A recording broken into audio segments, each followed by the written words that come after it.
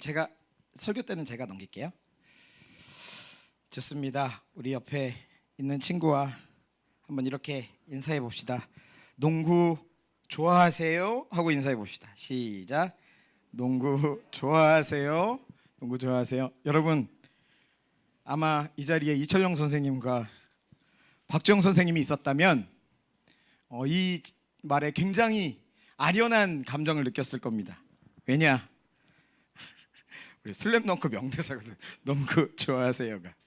그래서 오늘부터 우리 4주간 농구 게임도 하고 농구 경기도 하고 그리고 농구에 대해서 한번 이야기를 나눠보면서 하나님과 함께 우리가 함께 믿음의 팀플레이를 어떻게 하면 좋을까, 어떻게 할 수 있을까에 대한 이야기를 좀 같이 해보려고 합니다. 좋습니다. 목사님이랑 우리 이 자리에는 없지만 이철용 선생님이랑 박주영 선생님은 비슷한 또래입니다. 80년대생. 목사님이 80년생.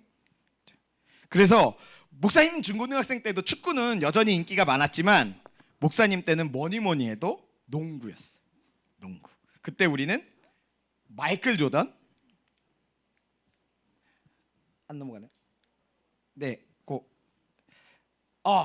마이클 조던, 제일 왼쪽이 마이클 조던, 샤킬 오닐, 시카고 불스, 나이키, 우지원, 서장훈 뭐 이런 사람들로 대표되는 농구의 최전성기가 목사님이 중고등학생 시절이었어요.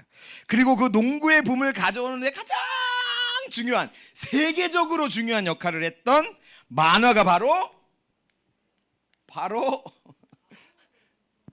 이걸 안 꼈구나. 이거 좀 전해주시겠어요? 고마워 지호야. 여기 현아쌤한테. 이걸 안 껴놓고 계속 넘기려고 그러니 안 넘어갔군요. 그때 이제 유행했던 그 농구 붐을 가져왔던 만화가 바로 슬램덩크입니다. 여러분, 인생을 배우려면 슬램덩크를 꼭 읽어보셔야 돼요.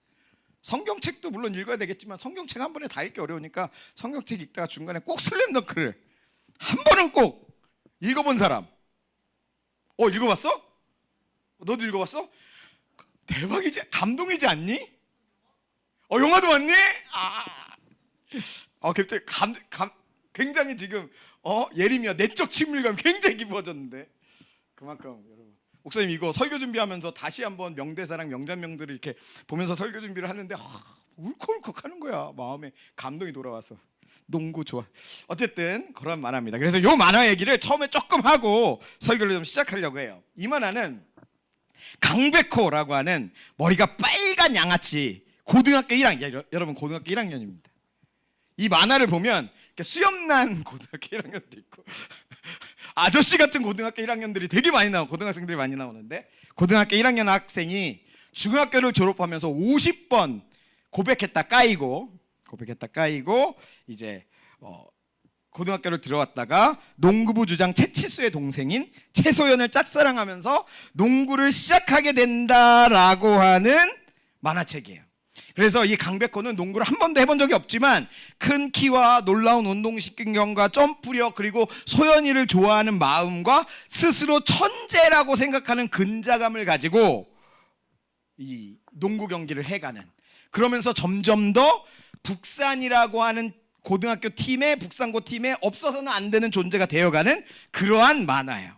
그래서 이 강백호가 처음에는 리바운드만 겨우 할 수 있는 그런 선수였지만 그러다가 일종의 풋내기 슛이라고 하는 이 레이업, 놓고 온다, 저것도 되게 유명한 대사인데 레이업 슛을 할 수 있는 그런 선수였고, 그러다가 이 친구가 전국체전에 출전하기 전에 감독인 안 선생님과 함께 점프슛 2만 개를 성공시키고 이제 출전을 하거든요.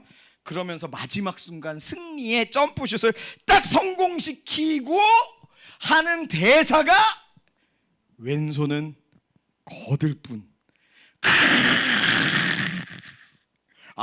본 사람은 끄덕끄덕 하잖아. 저 왼손은 거들 뿐이 얼마나 어마어마한 대사인지. 야, 이 왼손은 거들 뿐, 진짜 그런 만화예요. 근데 여러분, 우리는 청소년기가 된 우리는, 저 강백호와 같은 청소년기를 보내는 우리는 굉장히 혼란스러운 혼란스러운 시기를 보내고 있어요. 청소년기란 그런 시기예요. 어릴 때는 내 몸이 자라나는 속도와 내 마음이 자라나는 속도, 그리고 사람들이 나에게 요구하는 성장의 속도가 그렇게 차이가 나지 않았어. 그래서 조금만 잘해도 칭찬받고 나 자신이 뿌듯하고 그랬어요. 심지어 좀 못하면 부모님들이나 주변 사람들이 조금 기다려주기까지 했어. 그런데 요즘에는 어때요? 청소년기가 되면 어때요? 내 몸이 자라나는 속도와 마음이 자라나는 속도와 사람들이 나에게 요구하는 성장의 속도가 다 안 맞아떨어지는 시기예요. 어렸을 때는 화장실에 가서 소변만 봐도 엄마 아빠가 우리 성은이가 오줌을 가리기 시작했구나 뭐 감격하잖아. 근데 지우가 화장실에 가서 소변을 봤다고 사람들이 주변에서 와 여러분 뭐 이러 안 하잖아. 그러길 바라는 거야? 아니지. 안 맞는다는 거야. 막 마음이 자라나는 속도보다 몸이 자라는 속도가 더 빠른 거예요. 호르몬이 막 불균형해지고 감정이 들쭉날쭉하는데 내 마음은 아직 그걸 제어할 수 있을 정도로 자라지 못해서 자꾸만 조절이 안 되고 원치 않는 행동을 하게 돼. 나는 이때 참고 싶었는데 참지 못하고 어떤 말을 해버린다거나, 혹은 반대로 이때 내가 어떤 말을 어떤 행동을 했어야 되는데 그걸 하지 못하고 우물쭈물하게 돼버렸다거나, 내 몸이 자라나는 속도에 비해 내 마음이 그걸 못 따라가니까 자꾸만 실수하게 되는 게 청소년기라는 거예요. 게다가 우리를 향해 주변 환경이 요구하는 성장의 속도도 다 제각각이에요. 어떨 때는 우리한테 야 너는 아직 어리잖아 그러면 안 돼, 너는 아직 그런 거 할 때가 아니야 그러면서, 또 어떨 때는 우리한테 야 너 이제 그 정도 컸으면 너도 이런 거 해야지, 너도 공부 좀 스스로 하고 이거 다 스스로 해야지 라고 더 많은 책임을 지라고도 하는 시기가 청소년기예요. 그래서 어느 장단에 맞춰야 될지 모르겠는 거예요. 내가 아직 다 안 컸으니 좀 더 보호를 받고 칭찬을 받고 우쭈쭈를 받아야 되는지, 아니면 나도 이제 다 컸으니 나도 나 스스로를 책임지고 살아야 되는지를 잘 모르는 그런 시기가 바로 청소년기라는 거예요. 그런데 여러분, 이렇게 청소년기가 삐걱거리는 이유가 있어요. 그 이유가 뭐냐면, 우리가 어른이 된다는 것은 서서히 점진적으로 성장하는 것만으로 부족한 지점이 있기 때문이에요.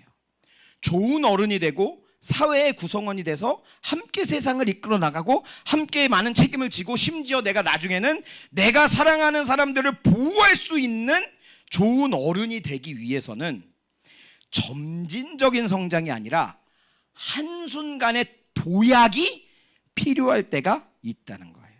그리고 청소년기는 우리가 정말로 크게 도약해야만 하는 그런 시기가 청소년기이기 때문에 이 청소년기에 그렇게 삐걱대고 그렇게 혼란스럽고 그렇게 힘들고 그런다는 거예요. 목사님 이렇게 말을 그러지? 목사님도 도약이 필요한가? 근데 그런 도약의 시기가요, 도약이 필요한 시기가 사실은 청소년기에만 오는 건 아니에요. 우리가 살아가면서 꽤나 중요한 도약을 요구받기도 해요. 그 중에 가장 대표적인 게 뭐냐면, 리더십을 받아서 사람들을 책임지는 역할을 부여받았을 때, 그때 나에게 그런 도약이 요구돼. 예를 들자면 대학에서 동아리나 팀 구성원들과 함께 뭔가를 해야 할 때 리더십을 요구받기도 해요. 20살이 된 다음에 교회에서 우리 청소년부 큰오빠로서 성은이의 마음속에 이런 도약을 요구받는 부담감이 있을 수도 있어. 어때 성은아? 조금? 딱히 이런 내가 더 요구해야겠는걸? 뭐 예를 들어 우리가 그거보다 더 성장해서 우리가 회사에 들어갔어. 신입사원인 때는 맨날 구박받으면서 인턴하고 막 그러다가 내가 중간 정도 되는 과장님이 되고 뭐 부장님이 됐어. 그러면 그때 나에게 요구되는 리더십은 내가 한 단계 도약해서 성장하지 않으면 안 될 정도의 리더십이 요구받게 된다는 거예요. 그러다가 내가 나중에 사장님이 된다면 어떨 것 같아? 대표가 된다면 어떨 것 같아?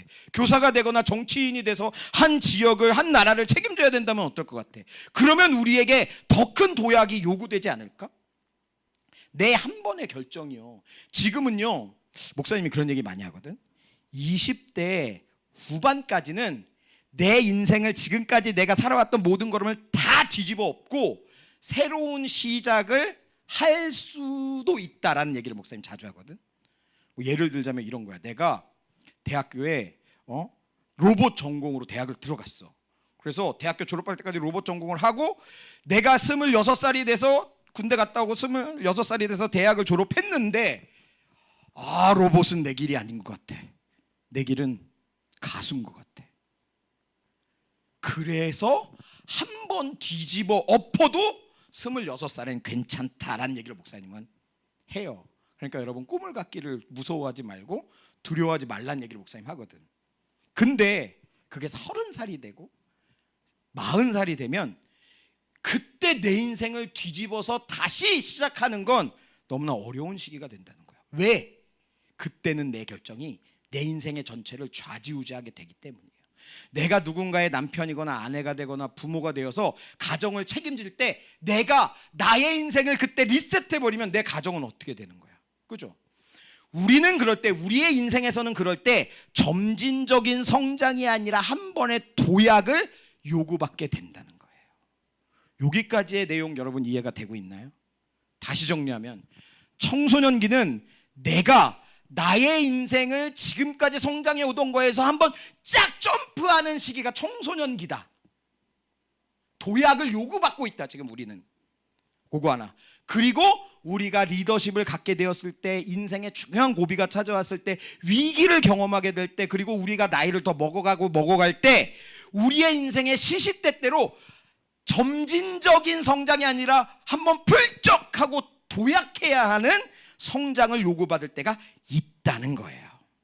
오늘 우리가 읽은 성경 속의 여호수아도 그랬어요. 여호수아는요, 모세 이후에 이스라엘을 이끌어서 가나안 땅으로 들어가 전쟁을 벌이고 하나님이 약속하신 땅을 정복해서 이스라엘을 세워야 하는 사명을 받은 사람이었어요. 근데 이 여호수아의 전임 리더가 누구였냐면 바로 모세였어. 모세. 여러분 그 모세 유명하잖아요. 안 유명한가요? 모세가 뭘로 유명하죠? 그렇지, 바다 가르는 걸로 유명하고, 또 이렇게 돌을 치니까 물이 나와, 그렇지? 뱀에 물려서 다 죽어갈 때 노뱀을 이렇게 들었을 때 사람들이 다 기도하니까 막 얼굴이 하얘지는 게 아니라 얼굴에서 빛이 나고 사람들이 두려워할 정도의 빛이 나고, 그에게 반기를 든 사람들이 그에게 반기를 들었을 때 땅이 무너지고 지진이 나고 막 이런 일들이 일어났던 사람이 모세예요. 심지어 하나님과 대면하여 십계명을 받아서 내려온 사람이 모세잖아. 그런데 그런 모세 뒤에 리더가 된 거예요. 위대한 영웅의 뒤를 이어 이제 이스라엘 백성을 하나님의 나라로 세워가기 위한 책임이 여호수아에게 딱 온 거야. 그러면 여호수아에게 뭐가 요구되겠어? 지금까지 여호수아는 모세의 종이었는데, 모세의 시종이었고 모세의 비서 같은 사람이었는데, 지금까지 여호수아에게 요구되던 것과는 완전 차원이 다른 책임이 요구가 된 거잖아. 그러니까 지금 여호수아는 도약해야만 하는 자리에 왔다는 거예요. 물론 도약하는 성장만이 중요하고 점진적인 성장은 중요하지 않다, 이런 말은 아니에요. 그러니까 오늘 그냥 팽팽팽팽 놀다가 어느 순간 제대로 생각해서 도약하는, 점프하는 성장을 해야지, 이렇게 하자는 얘기가 아니에요. 점진적인 성장이 쌓이고 쌓였을 때 내 도약이 더 힘을 얻을 수 있다는 얘기야. 그런데 여러분, 안타깝게도 도약은 쉬운 게 아니에요. 산란기가 돼서 알을 낳기 위해 하천을 올라오는 연어들 중에 5%도 되지 않는 연어들만이 산란에 성공한대요. 그것도 여러 나라들이 환경을 보존하려고 애쓰고 애써서 5%가 된 거래. 오르다가 곰한테 먹히기도 하고 인공 구조물에 막혀서 죽기도 하고 지쳐서 산란을 못하고 죽기도 한다는 거예요. 여러분 우리도 똑같아요. 우리도 내가 나의 인생이 한번 딱 도약하는 그러한 성장을 앞두고 그 도약의 과정에서 우리는 너무나 상처 입기가 쉽다는 거야. 사람으로부터 오는 상처. 특히나 누가 상처를 제일 많이 주는 것 같아? 우리 청소년기에 엄마 아빠가 솔직히 제일 많이 주지 않아? 아니야? 여러분 아닌 것 같아요. 나는 청소년기 돌아보면 우리 엄마 아빠한테 되게 상처를 많이 준 것 같아. 근데 이제 목사님이 이렇게 자라나서 청소년기 자녀를 둔 부모님이랑 같은 나이가 되고 보니까 청소년에게 가장 많은 상처를 주는 게 엄마 아빠인데, 그러고 나서 보니까 또 청소년들도 엄마 아빠한테 엄청 상처를 많이 주더라고. 그런 거 같나요? 끄덕끄덕을 좀 해주세요. 고맙습니다. 그렇다는 거예요. 형제 자매들로부터 받는 상처도 있고요, 이 세상의 시스템이 우리에게 주는 상처도 있다는 거예요. 우리를 아프게 하고요, 우리의 성장을 왜곡하기도 하고요, 죄악된 세상에서 성장을 향해 도약하는 우리를 이상한 방향으로 이끄는 이 세상에 우상들이 있다는 거예요. 오늘 우리가 읽은 성경에서 그런 얘기 하잖아요. 너희는 이집트에서 섬기던 우상, 강 건너편에서 섬기던 우상, 이 땅에서 사는 사람들이 섬기는 우상을 다 버리고 하나님만 섬기라 그러잖아요. 이 세상에도 우리의 도약을, 우리의 성장을 방해하는 우상이 있다는 거예요. 이 세상의 우상은요, 우리에게 이렇게 거짓말해요. 이 세상의 우상은 우리가 한 가지 방향으로만 성장해야 된다고 거짓말해요. 네가 지금 5등급이야? 그럼 4등급으로 도약해라. 지금 고등학생이면 명문대학생으로 도약해라. 지금 연봉이 2천만 원이면 5천만 원으로 도약해라. 너 지금 전세 산다고? 그러면 서울에 자가를 살 수 있도록 도약해라. 이렇게 말하는 거예요. 그러면서 뭐라 그러냐면, 그렇게 도약하려면 너희에게 능력이 있어야 돼, 이렇게 얘기해요. 즉 세상의 우상이 우리에게 제시하는 성장의 방향성은 더 높은 자리로 도약해야만 되고, 더 성공한 자리로 도약해야만 되고, 그렇게 도약하기 위해 너 능력을 키워야 돼 라고 말하고, 그 말의 이면에는 네가 성공하지 못하고 있는 이유는 능력이 없어서야 라고 하는 거짓말이 그 뒤에 숨어 있다는 거예요. 여러분, 우상들의 이 논리는 사실이 아니에요. 우상이 우리에게 제시하는 성공의 방향은 절대로 우리를 행복하게 해주거나 우리의 인생을 의미 있게 해주는 방향이 아니에요. 또한 능력으로, 내가 아무리 능력을 많이 가지고 있다고 해도 그 능력으로 우리의 삶이 충만해지거나 행복해진다는 말도 거짓말이라는 거예요. 여호수아는 오늘 본문에서 그가 어떠한 기준을 가지고 도약했는지를 이렇게 고백하고 있어요. 우리 14절 말씀 같이 읽어봅시다. 시작. 그러므로 이제는 여호와를 경외하며 온전함과 신실함으로 그를 섬기라. 너희의 조상들이 강 저쪽과 애굽에서 섬기던 신들을 치워버리고 여호와만 섬기라. 여호수아가요, 그리고 그를 따르는 이스라엘 백성들이 진정으로 도약할 수 있는 근거가 있다면 그것은 바로 여호와만 섬기는 거였어요. 여러분, 어떻게 여호와만 섬기는 게 내 도약이라고 하는 엄청난 성장의 근거가 될 수 있었을까? 목사님이 아까 설교 시간 앞부분에서 얘기했지만, 강백호가 점프슛을 배우면서 2만 번의 슛을 던지면서 마음에 새긴 한마디가 뭐였죠? 한마디가 뭐였어요? 왼손은 거들뿐 강백호.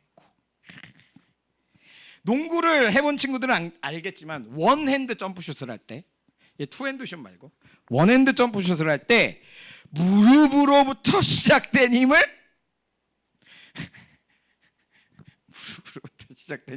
공에 전달해서 슛을 쏘는 건 오른손이에요. 물론 왼손잡이라면 왼손이겠죠. 그런데 여기에서 힘을 더한다고 왼손이 나서면 슛이 잘 들어가요, 안 들어가요? 안 들어가요. 여호수아는요, 자신의 힘으로 할 수 없는 일들을 해냈어요. 어떤 일을 해냈어요? 여리고성이라고 하는 거대한 성과 강력한 군대가 지키는 성을 무너뜨렸어요. 그리고 수많은 전쟁에서 승리했어요. 자신들보다 몇 배나 많고 더 무장이 잘된 강력한 적들을 무너뜨렸어요. 여호수아는 할 수 없고 이스라엘은 불가능한 일이었지만, 그걸 가능하게 한 이유, 그것을 그렇게 도약할 수 있었던 이유가 바로 여기에 있었던 거예요. 여호수아는요, 이 여리고가 무너지고 전쟁에서 승리하게 되는 이 사건 앞에서 여호수아는 철저히 왼손이었어요. 왼손. 여리고성을 무너뜨리는 것도, 전쟁에서 승리하게 하신 것도 모두 다 하나님이 여호수아를 위해 주도적으로 하신 일이었어요. 여러분, 여리고성 어떻게 무너졌는지 기억나요? 기억 안 나요? 여리고성 뭘로 무너졌어요? 옛날에 이런 농담이 있었어. 여러분, 여리고성이 어떻게 무너졌는지 아나요? 그랬더니 모두가 조용한 거야. 그러니까 목사님이 화가 나서 앞에 하원이한테, 하원아, 여리고성 누가 무너뜨렸어? 그랬더니 하원이가, 목사님, 저는 안 무너뜨렸어요. 그랬더니 그걸 듣고 열받아서 남궁준 선생님 도대체 어떻게 된 겁니까 하원이가? 그랬더니 남궁준 선생님이 일어나서 목사님 하원이는 절대 그런 학생이 아닙니다. 그랬다는 옛날 농담이 있었습니다. 죄송합니다. 뭐가 좀 집중이 안 되는 것 같아서 설교문에 없는 얘기를 해봤어요. 여리고성 어떻게 무너졌어요? 맞아. 하나님이 여리고성을 6일 동안 침묵하면서 매일 한 바퀴씩 도르라 그랬잖아. 그리고 마지막 날에는 7바퀴를 돌고 나팔을 불면서 외치라 그래서 외쳤더니 여리고성 무너졌다. 여기에서 여호수아가 한 일이 뭐야? 여호수아가 창을 던졌어, 돌을 던져서 대포를 쐈어. 여호수아가 한 일은 그저 순종한 것뿐이었어요. 여호수아는 철저히 힘을 빼고 왼손이 되었단 말이에요. 그러다가 한번 여호수아가 크게 실패한 적이 있어. 어떤 일이었냐면 여리고성을 점령한 다음에 그 다음 전투가 아이성이라는 곳의 전투인데, 아이성은 여리고성보다 더 작고 군인의 규모도 작았어. 그래서 여기에서 전쟁을 할 때 여호수아는 기도하지 않고 그냥 병력을 보내고 거기에서 크게 패배하고 많은 백성들이 죽게 돼요. 여러분, 나중에 밝혀진 사실인데요, 이 아이성 전투에서 패배할 때 사실 아간이라는 놈이 하나님의 명령을 어기고 여리고성에서 보물을 훔쳐다가 몰래 감춰둔 거예요. 이 아간의 욕망과 죄가 틈타서 커다란 패배로 돌아온 거예요. 여러분, 내가 내 인생을 주도한다고 생각하는 것은 오해고 착각이에요. 물론 우리는 실력도 키워야 되고 능력도 키워야 돼요. 하나님이 우리를 잘 사용하시도록 우리에게 능력이 필요한 건 맞아요. 그렇지만 내 능력으로 다 할 수 있다고 생각하는 것은 교만한 마음이에요. 내가 내 인생을 주도적으로 스스로 살아가려고 할 때 우리는 내가 스스로 살아가는 것이 아니라 내 욕망이 살아가고 내 죄가 살아가는 게 된다는 거예요. 그건 진정한 자유가 아니에요. 마치 노예가 쇠사슬을 오른발에 묶을지 왼발에 묶을지 결정할 수 있다고 해서 그 노예에게 진정한 자유가 있다고 말할 수 있나요? 없다는 거예요.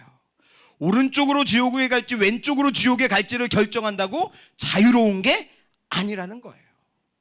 하나님이 내 인생의 주도권을 가지고 걸어가실 때 우리는 오히려 그때야 내 인생을 진짜로 살아갈 수 있다는 거예요. 원핸드 점프슛을 잘 넣으려면 왼손에 힘을 빼야 돼요. 마찬가지로 우리의 인생이 제대로 도약해서 의미 있고 충만한 삶을 살아가고 하나님 나라를 세워가는 삶을 살아가려면, 내가 사랑하는 사람을 책임지고 나아가 우리가 모두 함께 하나님 나라를 누리고 살아가려면 내 삶에도 힘을 좀 빼야 된다는 거예요. 목사님 설교 시간에 꿈에 대한 얘기 많이 하잖아요. 여러분, 내가 꿈이 없는 이유 중에 가장 큰 이유가 뭐예요?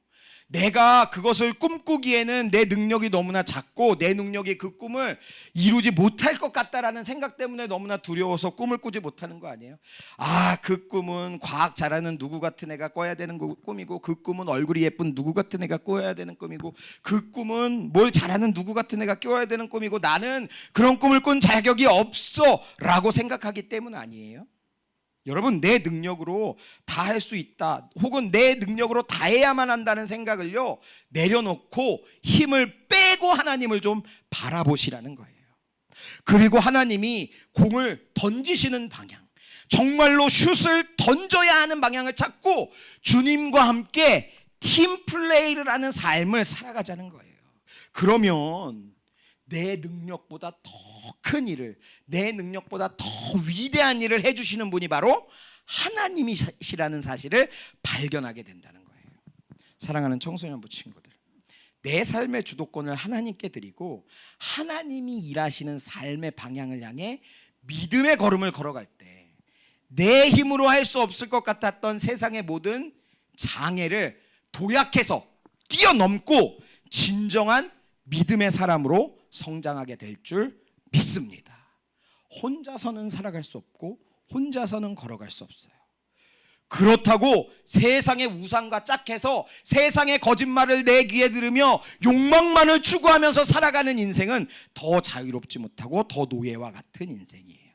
그러나 우리가 내 인생의 삶의 주도권을, 내 삶의 주도권을 하나님께 드리고 하나님과 팀플레이하며 나아갈 때 우리의 인생이라고 하는 공은 반드시 삶의 진정한 의미라는, 생명을 살리는 삶이라는 하나님의 나라라는 꼴에 정확하게 클린하게 꼴이 나게 될 줄 믿습니다.